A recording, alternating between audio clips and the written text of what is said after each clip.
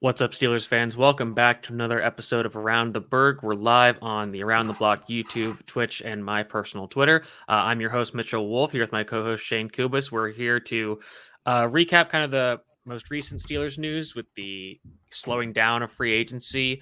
Yeah. We'll get into where the Steelers stand in a very stacked AFC. And then if we have time, we're going to run through a mock draft simulation for the Steelers.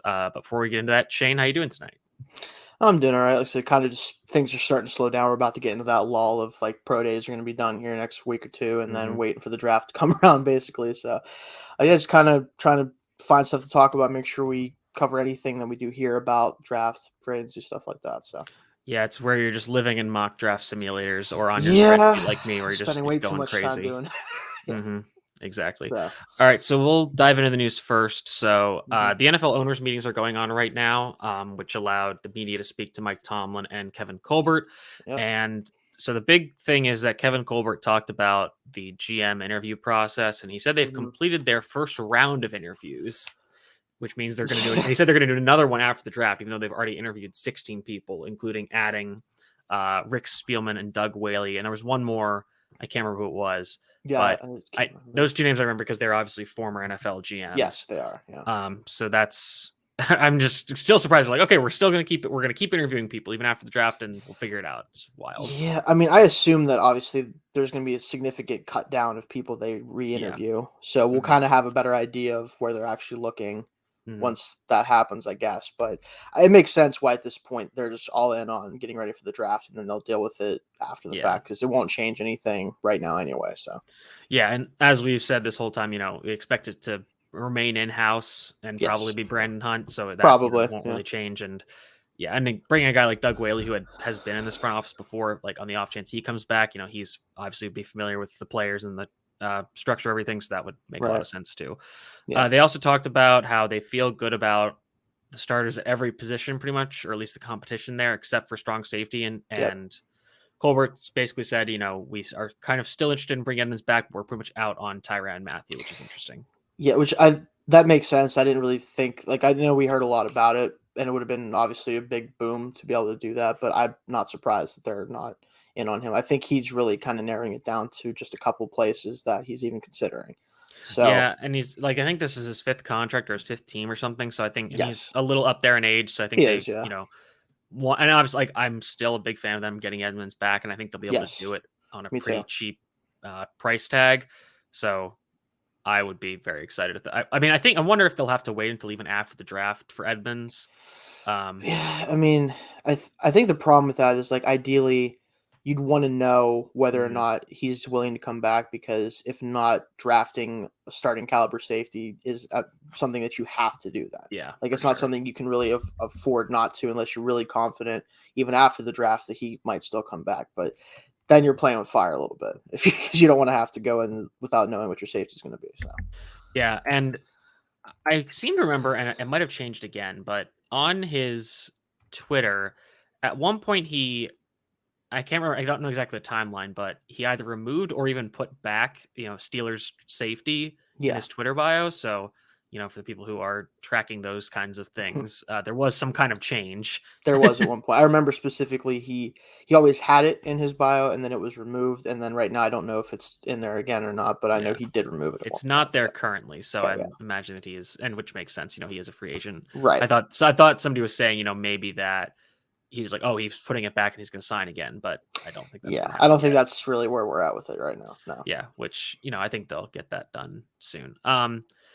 So the other news from the meetings is that Tomlin and Colbert talked about moving Kendrick Green to guard, which is interesting, which makes sense given the signings they made. And I don't think they're saying like we're going to do this, but they're saying, okay, like maybe we'll give him some snaps there and see if it goes better, in training camp and in the preseason, see how it goes. Yeah, and I've heard a lot of arguments against it recently because of his size profile for a guard. And like the problem is he's going to be small no matter where you play him, right? I'd rather play him in a position I think that his skill set would fit better at. And at this point, I think he'd be a better guard. So if you're trying to maximize his ability to become a true NFL player and not just the guy we saw last year, I do still think it's a guard. Now, will it make a huge difference ultimately? hard to say, but it at least give him a better chance of sticking around, even if it's a backup or whatever it might be. Yeah, I expect him to be probably one of the starters this year, honestly. Yeah, and I think, yeah. which I mean, he can't be much worse than he was last year. So Yeah, you're right. So I it's hard think, to say, but giving him some more competent players around him will help. And if he has more time to work with Kevin Dotson and James Daniels, they all get comfortable with each other. I would imagine they'll all improve, and I would imagine they'll kind of play some musical chairs during training camp and OTAs to see which positions everybody's most comfortable at. Because Dotson was a right guard in college. He's played left guard here. Daniels has played all three spots. Mason Cole has played basically every spot. Green played mostly left guard in college. So, Mike Tomlin is just a big fan of that versatility. So yeah, and I don't blame him. I mean, with the way the offensive line was last year, just bring in guys who have comfortability playing in different spots, so you have the opportunity to try to figure out what best combination of five guys is going to give you the best outcome. I think it's primarily going to be, is Cole going to supplant Green as a center, and then where does Green play from there if he does continue to play? Like, that's what I think the biggest thing we could see happen is if Cole can beat him out as a center, because I think Daniels, even though I liked him as a center prospect and he played well whenever you had limited snaps there, he had such success at right guard last year that I wouldn't want to move him off that spot unless he really either wants to or thinks he can. But that's the one thing about it, because of how much versatility there is, it's really hard to say right now what they think the best five is going to look like right now. Yeah, I think for me, like, my ideal would be Daniels at left guard, Green at center, and Dotson at right guard. Yeah. Because I think that way you take advantage of Daniels' athletic ability more. Yeah. Just as the puller on most strong side gap plays, and you use Dotson as more of the drive, using more of his strength and getting him back to a more position he's more comfortable in. Right. But that's obviously not up to me.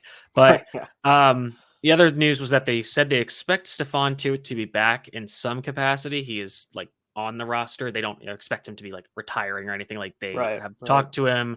They're not sure exactly what's going to happen, but they're saying he's probably going to be back, or they haven't said that, but they've implied that he's going to be back this season, which is great. But, in the event that he has to miss time, I think they're comfortable with a guy like Chris Wormley being that third defensive lineman. Maybe they rotate Alualu to make sure he doesn't get hurt again. And now they've kind of found this gem they've found two gems with Isaiah Loudermilk and Montravius Adams. Yeah, having those guys having established themselves last year. And even Carlos Davis, who had some nice snaps 2 years ago. Yeah, he did. So having those guys in there, though, does make it less of a concern for me, as much as I want to see Tuitt back, obviously, and hopefully immediately. Yeah. It's not going – how it played out last year is not going to be what happens this year, I don't think, not with the fact that those two played significant snaps and were able to do well. So yeah. Let's see. The other news is that they signed Jannard Avery, who's been on a few teams. I know he's been on the Browns, the Eagles. I think that's it. Maybe another team I'm trying to remember too, but at least those two for sure. But so he's a very interesting player, just because he's played a lot of different positions. He's played like off-ball linebacker in a 4-3 defense. He's played a defensive end in a 4-3 defense. And I'm not really sure exactly where he'll play in the Steelers defense. We were talking about this before the show. We imagine that he'll play as a backup outside linebacker playing on the ball, and they might, put him between the tackles or between the guards as kind of a movable chess piece that they like to, exploit some matchups and maybe even they put him as an off-ball linebacker on very obvious rundowns. Maybe they rotate Bush off and then move Jack to the other side and then have him be the strong side backer on very obvious rundowns or something like that. Yeah, something in that vein. I think that's the best way to use him from what I've seen of him. So I imagine a guy like him, they're signing him for a reason, not just to be like a straight up third edge guy. Like, he's going to get moved around a good bit in the defense, most likely, if he gets playing time. Yeah, and we were just looking at the roster, and they, the next guy up at edge was Derek Tuska behind Watt and Highsmith. So having another guy who has a good amount of NFL experience and can be a player was very important. So that's a good signing in my mind. Let's see. Let's get into stacking the teams in the AFC. So obviously this offseason has been probably the craziest in NFL history, just with the amount of talent that's been moving, quarterbacks and wide receivers going from contenders to contenders, if you will, mostly just switching to the AFC from the NFC. So it's interesting for the Steelers, who are, not in their most competitive position they've been in the last 20 years or so, but there's been plenty of times that the NFL has counted them out, and they've pretty much been in the thick of that in terms of the playoff race. So how do you want to attack this exactly? I mean, I think probably first we should probably just go over like stacking the divisions themselves, like as far as in the tiers, as far as like who we think is best, whatever. Yeah. And then we can kind of look at it from, okay, who do we think are the best teams in those divisions? How do they stack up against each other? Kind of go from there. That'll help us give a better idea of what we're like looking at here, I think. All right. So I think the AFC South is clearly the worst division. They're definitely being left in the dust a little bit. Because there are 2 playoff teams, and then there's 2 teams that are in the throes of a dramatic rebuild. Yeah. So you Titans and the Colts. Colts are now, I think, in a better position with Matt Ryan as opposed to Carson Wentz. Yes, I think so. They've still got some holes to fill, but I think they're pretty close to what the Titans are, honestly. Yeah. So, and then Texans and the Jaguars are not a concern. No. Next division for me would probably be AFC East. Yeah. So you've got the Bills as a conference champion contender. Yes. Patriots are a returning playoff team. They've lost a good amount of guys, so they might drop back a bit again. Dolphins have made some moves to add and get better. I'm still not a Tua believer whatsoever. No, me either, not really, but there's always just because of who we work with and who we follow. Yeah.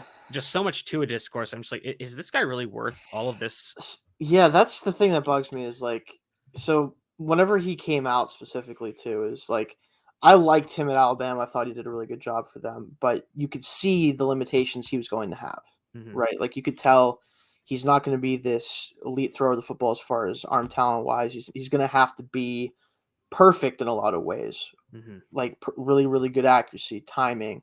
All this stuff was going to have to be really good. And going to the Dolphins with an offensive line like they had, admittedly, he hasn't really had a chance to play the way that he probably needs to have a chance to be successful. Yeah. But this year, he should get that opportunity with everything they've done. So at the very least, we're hopefully going to know a lot more about him as a player this year, and we can kind of hopefully put it to bed after that.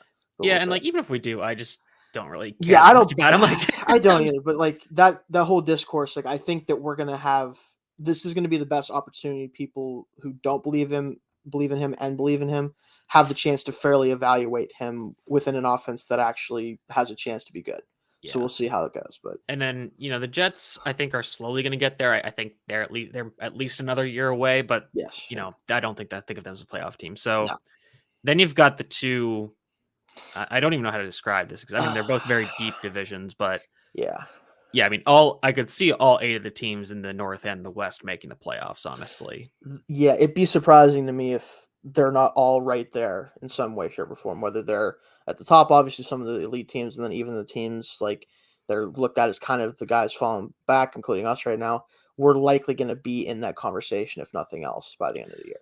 Yeah, and a lot of that is just my faith in Mike Tomlin, just because no matter what, this team is always competitive. Even when Mason Rudolph and Devlin Hodges are the quarterbacks. And say what you will about Mitchell Trubisky, but he is significantly better than those 2. Yes. And I think the thing for me, and this is what's going to make it so interesting, is like we're going to be a more talented football team next year than we were last year overall.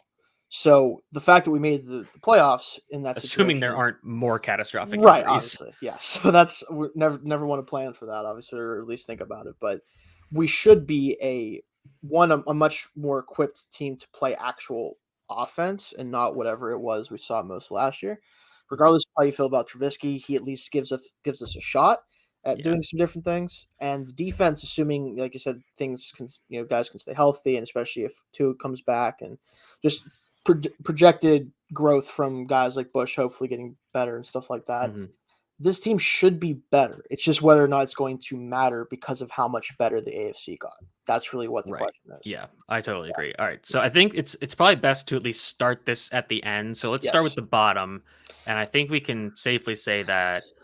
Let's say I think the Jaguars are probably the worst. Or do you think Jaguars or Texans are worse? I think the Texans are a worse roster by not a ton, obviously, but the Jaguars at least threw money at players to give them at least a little bit higher of a floor, I think, hopefully. Yeah. And they have an adult at coach. I was just going to say they have a competent adult as the coach now. And a quarterback that has a ton of upside if he can get things rolling. So I'll say that right now, I'll give the Jaguars at least a little bit of an edge over the Texans. Okay, yeah. So I would say going in ascending order, I would say it's the Texans, the Jaguars, and then the Jets. Yep. And really after that, there's a big gap. There's really a pretty significant gap in terms of just teams, the way the rosters are set up. Yeah. And I think for that reason, now we should start from the top down. Yeah. So we can get those teams out of the way. So and it's still tough because like I would think that, in my opinion, I think the Bills are the best team. That's what I actually completely agree with. I think that as we look at it right now, they're the team that was fantastic last year and has had the least amount of turnover really in the roster. Even though some of the turnover in the other rosters are good turnover, hopefully. I feel most confident about knowing what this team is able to do. Yes. So I think that right now you kind of have to give them a slight edge over the other. Yeah. And then I would still put the Chiefs too, even though they've still got a good amount of holes to fill on defense. I get that, Tyreek Hill was, one of the 3 best wide receivers in the NFL for the last, 6 years or whatever. Right. But I think getting rid of him, especially for the haul they got, was a smart decision because I think so. Obviously, this is very similar to like the Moneyball argument, where it's like when you get rid of those guys that are like the player, and we're gonna try to replicate their stats spread out amongst a bunch of players. Like, you're not gonna replace Tyreek Hill with Marcus Valdez-Scantling and Juju Smith-Schuster and Mecole Hardman individually, straight up. But you can do stuff. You can do stuff with all of them in different ways that makes your offense still run more effectively, or not run as effectively. Sorry. Yeah, and I feel like the thing with it too is, especially this past year, Mahomes had to really change the way that he played within that offense, even having Hill there, because as great as Hill is, at some point, defenses are going to be able just to say, hey, you're not going to just run passes down the field. Like that big play element of the 50-yard, strikes that just tore defenses apart. That wasn't as much of an element with them because teams refused to basically let it happen. And they got accustomed to that, and Hill was a big part of that with his lateral quickness and being able to get open in short areas too. But that's something that, as great as he is at that, you can replicate that skill set. You can get guys who can do at least enough of that and good enough that it's not going to cripple their offense or anything like that. That's really all they have to do. So they're probably not going to be quite as dangerous, obviously. But when you have a quarterback as good as Mahomes, it's not going to all of a sudden be like, oh, well, now they're the 15th best offense or something like that. It's not going to be like that. Again, this is about like opportunity cost, resource allocation. And like, again, 100%. Like you said, like Mahomes can be that elevating factor that 100%. Makes a B receiver an A receiver. 100%, yeah. All right. So after that, this is where it gets pretty tough. I would think that the contenders are the Bengals, the Ravens, the Chargers, and the Broncos. I was about to say the same thing. And I'm right now, I'm kind of leaning towards giving the third nod to the Chargers, just because I really love almost everything they've done, especially on their defense, especially assuming they target a linebacker at some point in the draft, that starting caliber, to kind of round out that team. Losing Kaiser White, I thought was a weird miss on them. But if they can address that position, especially, all it comes down to, in my opinion, at that point, is can this team finally stay healthy and put complete games out there week after week? But they're going to be right there talent-wise with everybody else, at least. Yeah, and I think that they're going to address, they have like just a few holes here and there. Yes. Like they still have some offensive line issues. I think they're going to address those in the draft. Yeah, I think maybe so get too. Herbert another weapon. So I think I would agree there, that third team. But I think this tier of teams is really close. Yeah, they're all right together. It's just who do you trust more? Who do you think is more like? I would say the Broncos and the Bengals are next, and they're really close. Obviously, Broncos get Russell Wilson. Yeah, they had a pretty complete roster aside from a quarterback until they made this trade. They didn't give up too many great players such that it made them take a step back. They need to find a new right tackle, and their defense, they need some pieces, but I wouldn't say there's like glaring weak spots right now. No, I think that with a Russell Wilson level quarterback, they're clearly one of the better teams in the AFC just from that, because like you said, their roster was already very good. Yeah. And they competed for a lot of last year. I mean, they started off, I think, with 3-0 or whatever it was before they faced us. Like, they were already capable of hanging around in the playoff picture with a really bad situation on offense for most of the year. So giving them Wilson, assuming he doesn't have any, again, he didn't have any injury issues prior to last year, so I'm not really worried about that. Minus him getting hurt, I don't see this team finishing very low outside of the playoffs or anything. Yeah, like that. I would agree with that. And then I just always expect the Ravens to be in it. Yeah, kind of like the Steelers. Just I think that their defense is going to be like they were just so hurt last year. It can't there's so much positive regression just from that, right? Like you can't expect half of your team or more in some cases, depending on where you're looking at on their team, to just straight up not be there the entire year, basically. Like I think also their defensive shift, like they moved on from Wink Martindale. Now they brought in Mike McDonald from Michigan. I think this is very similar to what Michigan went through, honestly, getting rid of Don Brown and bringing in Mike McDonald, is that you go from this extremely blitz heavy defense where you are putting a lot on guys' plates where and it's a very high variance situation where it's like it's either really good or really bad. And when you guys get hurt, then it becomes a really big problem. And I think that having a simpler defense with McDonald as the guy, I think his name is McDonald. I think so. Yeah. Whoever the new defensive coordinator is, I think he'll simplify the scheme that defense will be more. It'll be less volatile, more consistent, and they'll be able to rely on it a little bit more. And obviously, they're always a good defensive team. So, yeah, for sure. So they Lamar, just need to do that. I think Lamar's going to be. I think he's going to be kind of out for revenge this year. And I think so too. This is his contract year, basically. That too. I am curious what that contract ultimately looks like. I have to imagine, obviously, it's going to get done at some point in the next calendar year. Obviously, yeah.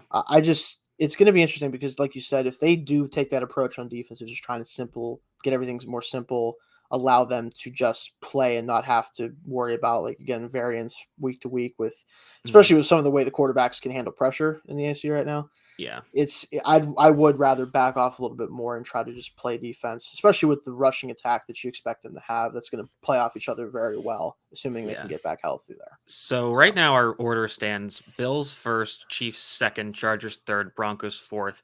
And actually, the Bengals fifth. I don't know if we really discussed them. No, the whole thing with the Bengals is I think that they're going to, instead of having a chance to back off of their success this year, they made enough moves on the offensive line for me to think that they can replicate their success to a certain degree. Right? That's where I'm at with them. I honestly don't love the guys they signed. I don't. Really, it's better than they had to. It is that's true. That's kind of what it is, but it's an improvement to a league average, which I do. They still have some issues at corner. It's Eli Apple's the guy there right now, so that's concerning. So I imagine they're going to be drafting that position aggressively in the draft. They also have to fix. I think they need a 3 tech, but I think they'll have some offensive regression as well.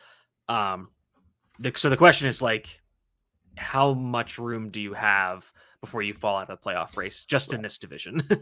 That is going to be the tough thing. It's going to be a lot harder for them this year, simply based on the way the rest of the AFC handled their off seasons. So I think I would say that the Bills and Chiefs are kind of in their own tier. Then I would say the Chargers and Broncos are in another, and then I would say the Bengals and Ravens are in another. I think that's fair because you trust the other teams a little bit more. Yeah. Or with the Chargers case, they just did so much to improve their team. It's kind of hard to not assume that they can take another leap up this year. So then I think it's the next group of teams is also pretty close. And I would say it's the Raiders, the Titans, and the Patriots, which are all kind of Belichick-ish teams, which is interesting. I'm not ready to throw the Browns in that group yet. Because we won't know. Especially because if we, even without Watson's impending suspension, I'm still just not sure about that team. Don't know. It's really hard at this point, but especially factoring that in, we don't know what the team is going to look like the first half of the season roster wise a little bit. So I think I would put the Titans as the 7th team just because they didn't make a ton of changes, but they're still very married to their identity. And they're going to be fine with that. And again, they don't have a very tough division, but we're kind of just ranking teams regardless of that. For sure. Next, the Patriots and Raiders are tough because they both still have a lot of holes, to be honest. That's the problem is I'm not willing to do it yet just because I want to see what kind of little moves they can make with the rest of the offseason. Also what players they can bring in draft wise with the limited draft capital they have. I'm in this weird spot. I know I'm not a big Tua guy, like you said. The Dolphins intrigue me because with that type of offense that they're going to have with McDaniel there, they have a much higher floor, I think, of a team than they've had. They're not going to have, I don't think, these wild swings of the 1-7 to I think they could be more consistent. The Patriots just lost a lot, and I know it's the Patriots, and there's one of their starting outside corners is Jalen Mills. Right. That's a massive issue. It's just, again, it's like the Patriots, they do this every year. Like, they find ways to make it work. But, like, at some point, the Dolphins just clearly got a lot better, and the Patriots did not. Yeah. So it's, to me, like, I'm kind of almost ready to start wondering if they can leapfrog them this year specifically. I won't go that far just because of. I'm not quite ready to yet either, but I'm not surprised if it happens. So the question is, do you believe in the Raiders more than the Patriots?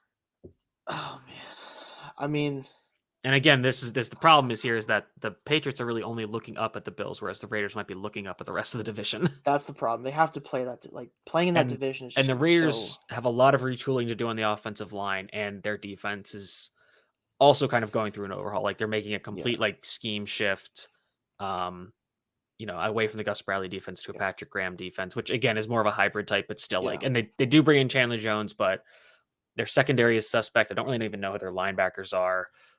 So I think I'm just gonna. I still trust the Patriots more. Now. I agree. So I think the Raiders have more upside. Yeah, but I'm not willing to pick them. Like, because if the Raiders hit on everything they're doing right now, and like Carr and Adams light it up, and the offense is great, Jacobs is healthy, they can run the football with him. I think that they could end up being a better football team next year, but there's not that guarantee at this point for me. Like, I'm not willing to say that it's going to happen until I see it. Right. Okay. So we have 4 teams left in the conference, and it's the Dolphins, the Browns, the Steelers, and the Colts. The Colts, I kind of want to put them next, honestly, because like adding Matt Ryan opposed to Wentz and not really losing much at this point. At least not pieces that I'm like super worried about. Their defense is going to be weird because it is weird. Yes, they're making a very weird scheme change. Like, they're going against a scheme change, and they've been using that scheme for almost their entire long time. Yes, and the Gus Bradley defense is obviously not the most successful and efficient defense. So no, it is. It's interesting, that move for sure. I don't really still understand that much, but I definitely trust the Browns and the Colts, I think, more than the Dolphins, honestly. That's I think not that's trying to stack those two. So I think these are the 10th and 11th teams. So I'm just gonna put 10/11 for both. Because I think that it could go either way for those teams. Because I think the Colts, and again, the Colts just have a much easier path. They do, because they get. Ryan gives them a nice floor. Yes, opposed to Wentz, who knows? Because say what you about the Falcons, like that terrible roster, went 7-10. Yeah, basically just because of Matt Ryan. And Matt Ryan was like, I'm a professiontal quarterback, so I'm not losing 14 games. Yeah, that's pretty much what it was. I'm like, all right, cool. And they still have a really strong running game. They do have they have DeForest Buckner and Darius Leonard, who are really good defensive players, so they'll have something. So. I really don't know how to separate them in the Browns, but I would say they're both okay. So now this leaves the Steelers and the Dolphins, and this might be just us being biased, but I feel like we're going to put them ahead of the Dolphins. Yeah, I still the whole thing is I trust this team to stay competitive despite the division that they're in. Yeah. I wouldn't be that surprised if we basically split these games this year for the most part, just because we're going to be better equipped to deal with the Bengals this year, I think, for sure, on defense. I think our offense will have a better shot of at least keeping pace with them, opposed to just getting blown out in the first half of the game. So that could easily end up splitting. I think they're the most likely to sweep us of the 3 for sure, just because we always play the Ravens so hard. And Lamar hasn't had a lot of success against us. And then the Browns, I don't know who their quarterback is going to be for the games until it's going to be Jacoby Brissett for most of the season, right? At least a good chunk of it. So if we can stay 500-ish as far as the rest of the division, I think we'll be very competitive. But so I really think that, like you said, from basically, I'd say anybody ranked below 7 could end up anywhere from there, in that range. I think at this point, just because there's so much variance there. Yeah, there are legitimately 13 teams that could make the playoffs in this conference out of 16. 13 very solidly built teams, I think, at the very bottom level, and then you go up from there. And that's what's going to be so interesting is we kind of assume that there's certain teams that are obviously the most talented teams, have best quarterbacks. They're going to be the ones ultimately that make it happen. Yeah. But with a division or with a conference this talented right now, you already can lose to anybody any week, right? This is just turning that up to 11. Yeah, because you're almost always going to be playing a team that is playoff caliber, at least to some degree. Like, they're going to have something about them where you can say, yeah, that team could possibly make the playoffs. You don't really have that very often in the NFL, obviously. Yeah, and so the funny thing is how people always say, oh, like Mike Tomlin, like they look past teams, and they'll look past teams to get their favorite. They're not favored. They'll look past teams they're favored against. Steelers are not going to be favored against many teams. They're not going to be favored. Like, honestly, I would need to look at the schedules again for all the teams and everything. But like, I honestly think a big factor could be what NFC teams these teams draw. Yeah, I mean, so the home games. So this is the AFC North teams will face the AFC East and the NFC South. So. Ooh, okay. Yep. The NFC South does have some bad teams. The AFC East has at least one bad team. Yeah, at least one. They also get the oh wait, hang on a second. Okay. This is a little anyway, so they get to play the AFC West, I think. Okay. Oh no, sorry, because they're playing the AFC East. Okay, so at home they'll play the Ravens, the Bengals, the Browns, obviously. Okay. They'll also play the Raiders, the Patriots, the Jets, the Saints, and the Buccaneers. Those games are at home. Okay, that could be worse. Buccaneers is tough, but obviously. On the road, they'll face the Ravens, the Bengals, the Browns, as well as the Falcons, the Bills, the Panthers, the Colts, the Dolphins, and the Eagles. Okay, I like about half of those games. So. Yeah, so I mean, I think this team will be probably around 500 if I had to guess. Yeah, and with how we expect this conference to beat each other up, being around 500 might be enough. Could be. It's just about who you beat head to head. So it could be kind of we thought this race to the playoffs was wild with that tie scenario. Like next year could be even crazier. Could be, because like I wouldn't be surprised if the best team in the conference is again like 11-12 wins. Yeah. Like, just because again you're going to be in a gauntlet almost every week. Yeah. Like, it's just going to be hard to churn out a ton of wins in this conference, I think. Like, yeah, I mean, just looking at the roster, or looking at these games again, like I would think that of the home games, they'll be favored probably in most of them because of that home field advantage, but maybe the ones they won't be favored against the Buccaneers. No, and then the Raiders and the Patriots might be like a -2 game, and depends on how the season's going, but and when they play those games, and if it's in the winter and they play the Raiders, that's better, obviously. And then I would imagine that all the divisional games will probably be toss-ups. For the most part. I could see maybe the Bengals being favorites for Bengals depending on how early in the season and how good they look at the time. Yeah, so so they'll be underdogs in a decent amount of those. And on the road, I feel like they'll be a road dog against all the divisional opponents, road dog against the Bills, maybe the Colts. Yeah. But then, I mean, the Falcons, the Panthers, the Dolphins, the Eagles. I could see, like, depending on when we play the Dolphins and what they're looking like, we could also be underdogs there. We'll see, but it's hard to say. I think we have time to run through a mock draft. Yeah, I think so too. All right, I'm going to share my screen for people who are, I don't know if I can. Okay, here we go. Chrome tab. Here we go. Okay, so draft network. All right. Yeah, it's just set up to do the Steelers. So, and I'm not going to do any trades just because. No, it's just easier. Because the Steelers won't trade anyways. So probably not. No. All right. So first pick Evan Neal. Oh, that's okay. Well, it's already wrong, but it doesn't really matter for the Steelers just because these are the players who will most likely be gone. Trevor Penning going at 7.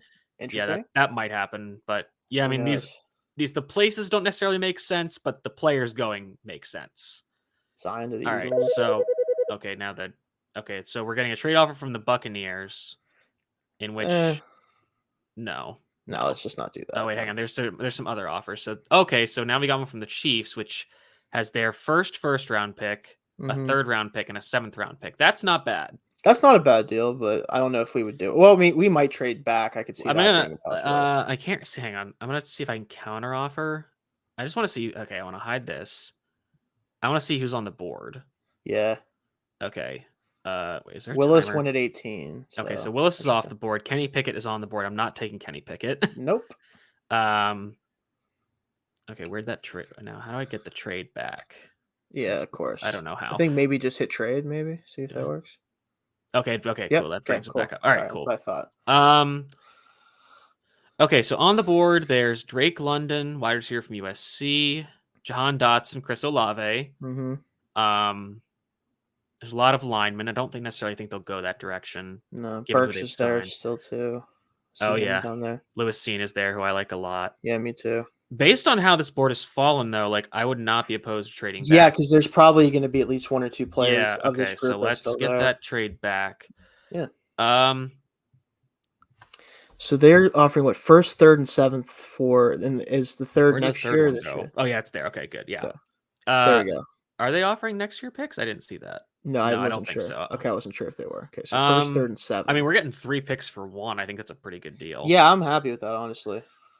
I'm gonna see if. Oh, okay. They just have 7th round picks. Yeah, I'm good with this. All right, so we're gonna accept that offer. Okay.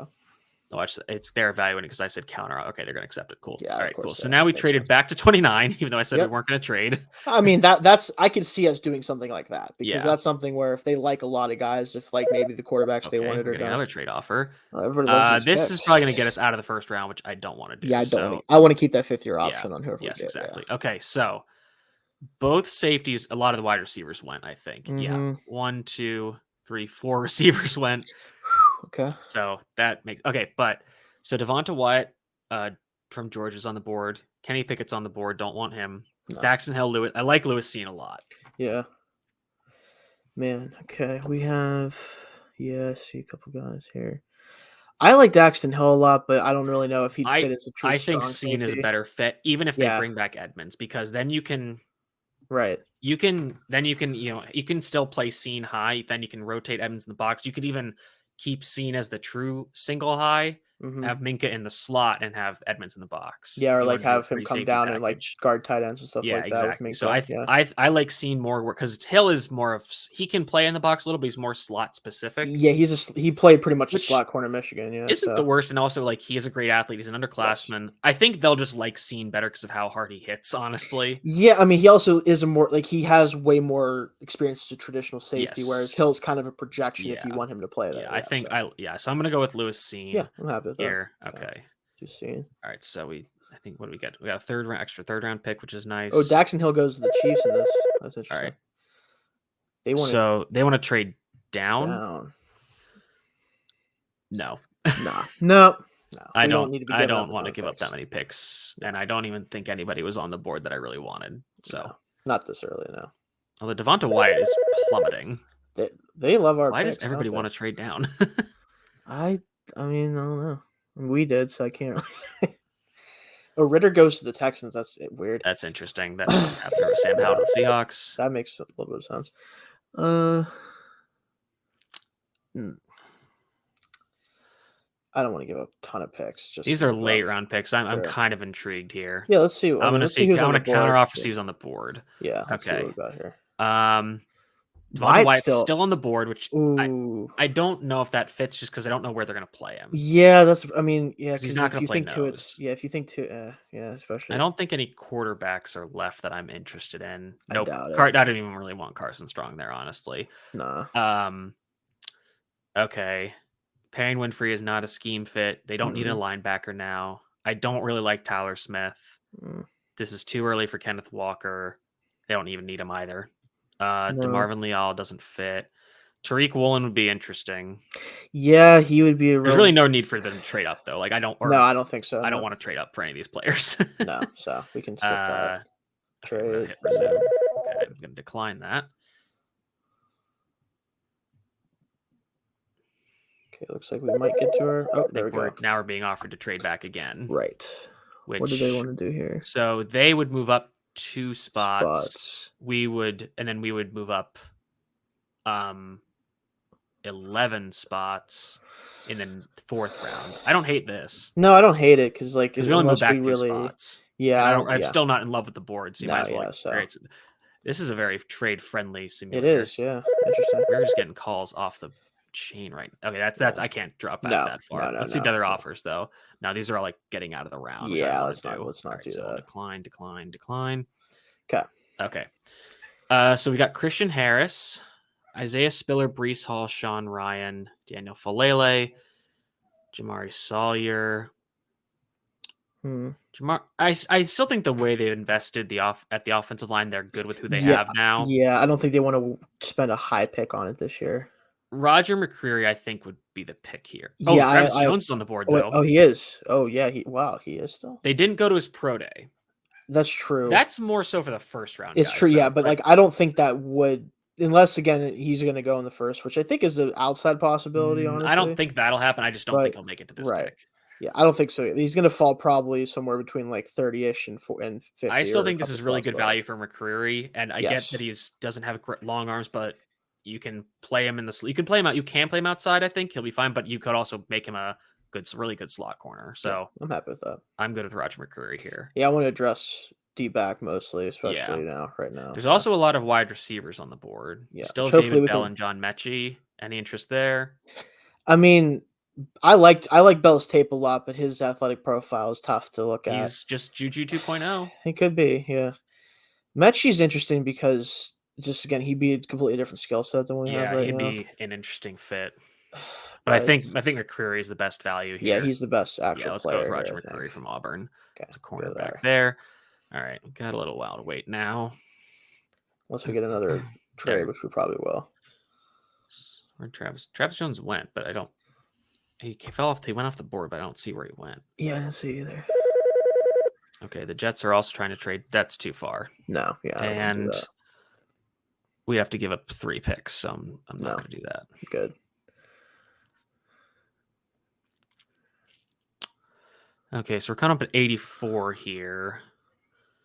Looking like there's a lot of tight ends on the board. Yeah, Strong goes to the Vikings. That's interesting. That wouldn't happen. They just picked up Skylar Thompson in the 3rd. Wait, what happened? Oh, Falcons. That's just okay. That's a broken simulation. Hey, our boy, we don't need him anymore though. No, we don't. But I mean, I'd still be tempted because just in case Bush doesn't work. They wouldn't do that. No, they wouldn't do it. Okay, so I like. There's a lot of picks I like here. Mm-hmm. So honestly, any of these tight ends I'd be happy with. Yeah, get another guy in that room with. Fedarian Mathis I like as a new nose. Mm-hmm. Could see that. James Cook I like a lot. As that change of pace back, man. Exactly. I've taken him in a bunch of the mocks I've done in the past couple weeks. So. All right, so here's I'm looking back. Okay, here's my thought.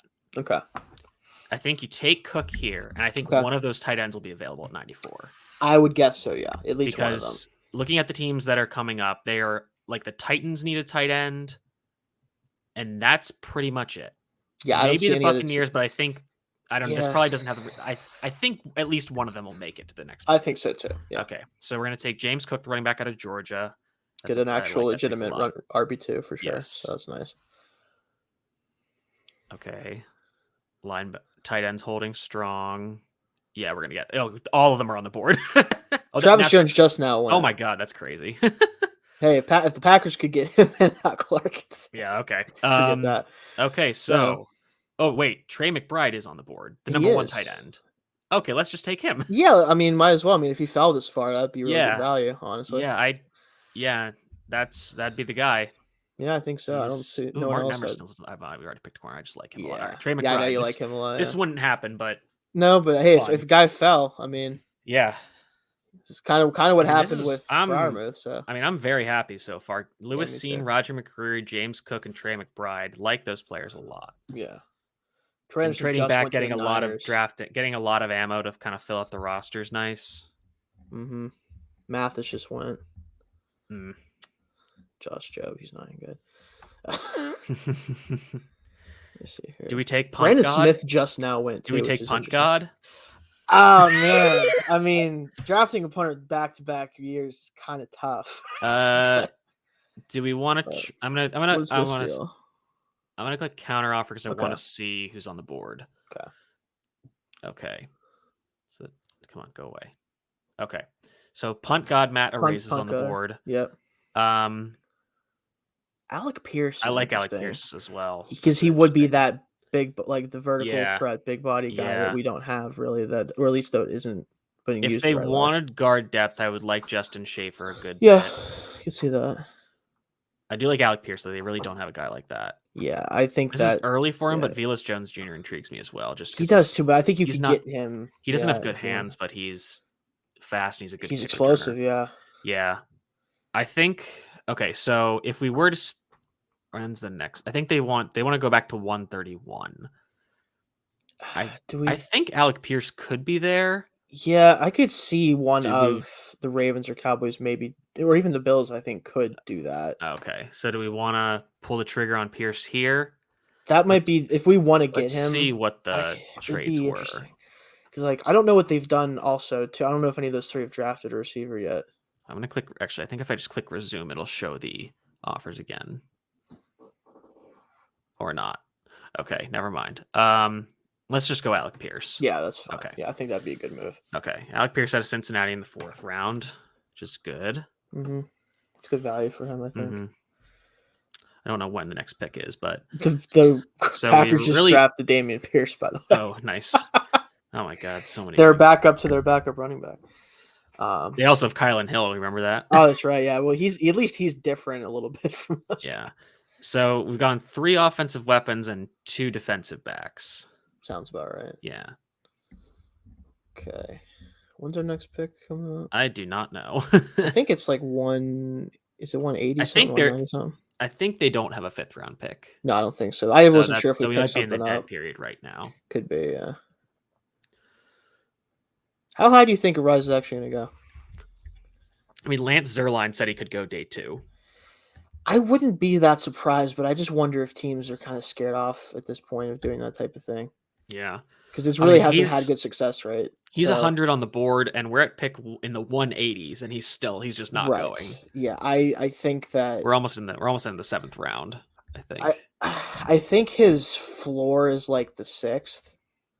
And I feel like at the highest the team could take him was like the 4th. But we're gonna bump and there he goes. There he goes. Jaguars makes sense. Hey, they've taken a guy in the 3rd before, so yeah. Linder, right? Or, I forget all right, so pick 208. We're on the clock. Okay, who do we got here? So Matt Hankins is not in the draft. No. So. Can't believe Charlie Kohler's still here. Yeah. Let's kind of go. Let's check out positions. So IDL. Right. Chris Hint. Neil Farrell. I like Neil Farrell. Yep. He won't be here, but I like that a lot. Let's see. Edge. Gunter is interesting. Yeah, he is. Your guy Amari Barno. We can probably get him at 225 though. You could. I just like him as like a piece you just throw on special teams and tell him to kill people. So. IOL. Don't love interior picks there. No, I don't see anybody. Don't love the tackle picks. Actually, Luke Gaedecke's available. That's surprising. I don't know if that's realistic. I don't think so. But he'd be a good flexible player. You could do. We didn't take a quarterback for what it's worth. The options are bad. Yeah. I don't even know why King is even. Yeah. I think our best pick is going Neil Farrell. I think that's nose tackle. That's probably like the combination of need and value here. It's probably right. At least I don't think he'll be there. Yeah. At this point, so we're gonna go with Neil Farrell from LSU. Mm-hmm. So he'll be the new nose tackle. And we got 225 coming up, right? Yeah. Yeah. Okay. Okay. Another trade. We're still okay. So we would trade up and we would give up 2 7ths. I don't really want to do that. I don't see at this point. I don't love the board. Yeah. No, I mean if Gaedecke falls to us, that'd be cool. Exactly. All right, we're gonna decline that. He could at this point. The way with how this board is falling. Leon O'Neal just went. Oh, yeah, he didn't have a good pro day. No, he didn't. Unfortunately, I was hoping he'd test like 4 5s with a 40, but Tyquan Thornton, Isaiah Polomau, Marion Williams, Kyler McMichael. All right, I think we might be able to get Gaedecke. I think we can. Yeah, I think so. I didn't see him go unless we missed him. He's a tackle. He's a tackle. Yeah, tackle. Okay. Oh yeah, that's okay. There he is. Okay. And we got to pick again at 233. All right, and then 241. Oh my gosh! Wow, we have so many. We killed this. Yeah, I think we did personally, but all right. So let's see. We've taken a corner, a safety, a running back, a tight end, a wide receiver, a nose tackle, and an offensive lineman. Okay. What do we think we need? I honestly, this is the top remaining guys, I like Charleston Rambo a lot. You talked about. There's Amari Barno. That even one of those two I think would be good. I think that.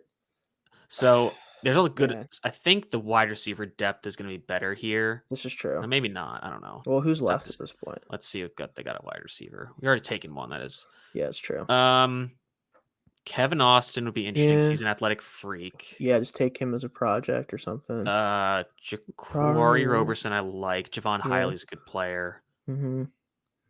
So I think, let's see what Edge has. Edge has Amari Barno, Ali Fayyad. I think I'd rather take Barno. Yeah, and let's see if who's left at receiver. See who's left at receiver. All right, so we're gonna take Amari Barno. I do think, especially if we don't get a free agent receiver here shortly, I would like us to double dip at that position. Yeah. Okay. So we're gonna take Barno out of Tech as kind of a freaky edge rusher type, and then see what he can do. Let's see if Rambo's still on the board. I also like Trey Turner a lot. So one of those two would be. Well, we got Rambo. So all right, let's go. Great name too. Got to pick the name sometimes. This point absolutely, no question. All right, I think that was the last pick. So this was a very good draft in my mind. I think so too. I'm obviously a couple guys where I don't see them being there, but that's what happens. So you kind of have to work with that. Yeah. All right, so we're done with that. Okay. All right, so let's see our picks, user picks. All right, so we traded down in the first. We still got Lewis Seen. Yep. Got Roger McCreary in the second.